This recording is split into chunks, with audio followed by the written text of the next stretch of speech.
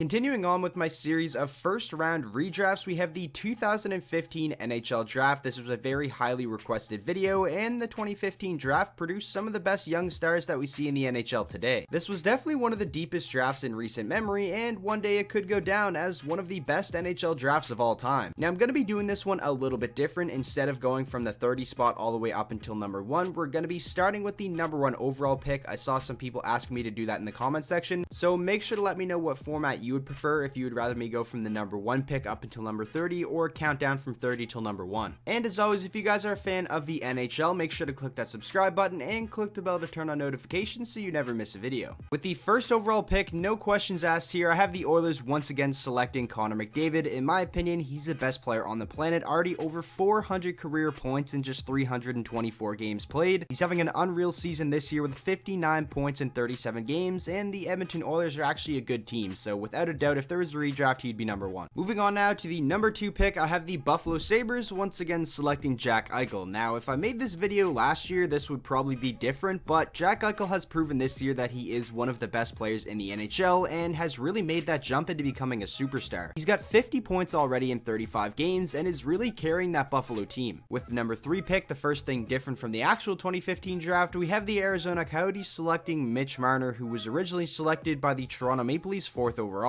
Now, Mitch Marner is one of the elite players in the NHL, 94 points last season, but he's not playing as well this year as he did last season, but he has been injured a little bit, so we'll give him the benefit of the doubt there. But without a doubt, he's still one of the league's most impactful players, and I think 100% he'd be a top 3 pick. With the 4th overall pick, I have the Toronto Maple Leafs selecting Sebastian Aho. Now, this is a massive jump for him considering he was originally a 2nd round pick by the Canes in this draft. But it's just really impressive what he's been able to do. He gets better every single season, and this year is no exception. He's already got 21 goals in 35 games, just 9 off his career high of 30 that he had last year. Moving on now to pick number 5, I have the Carolina Hurricanes selecting Mathew Barzal. Sure, they missed out on Sebastian Aho in this redraft, but I'm pretty sure they'd be happy to get Barzal. He's playing amazing so far this season with the Islanders with 28 points in 33 games, and his 200-foot game looks exceptional for only being 22 years old. He definitely has the potential to become one of the NHL's best two-way centers. Moving on now, 6th overall, I have the New Jersey Devils selecting Thomas Chabot. This would definitely be a huge upgrade considering they originally selected Pavel Zacha with this pick, and yeah, he's a useful NHL player, but not the impactful player they wanted him to be. Meanwhile, Thomas Chabot is already one of the top defenders in the NHL at just the young age of 22 years old. I mean, the other night he played 37 minutes in a regular season game, and then I believe it was last night he played like 33 minutes. The dude's an absolute horse on the blue line, and in a draft that's filled with talented defensemen, I think he's the best. Moving on now to the number 7 pick, I have the Flyers selecting Mikko Rantanen. Now, you're obviously always going to have those people that are going to say he's only good because he plays with Nathan MacKinnon, and while yeah, obviously he benefits from playing on a line with Nate, he still would be more than capable of carrying his own line in my opinion. At such a young age, he's already one of the elite power forwards in the NHL, and he still has so much room to grow and become better. With the number 8 overall pick, I have the Columbus Blue Jackets selecting defenseman Ivan Provorov. Now, they originally took Werenski with this pick, and while yeah, of course they're happy with him, I have them taking Provorov in the redraft. He's such an impactful defenseman, and this year he's playing amazing. He's got 22 points in 35 games. That's just 4 points less than he had all of last season where he played a full 82. But for Provorov, it's not even really about the points. He plays a lot of minutes every single night and is a guy you can trust to play against the other team's top line.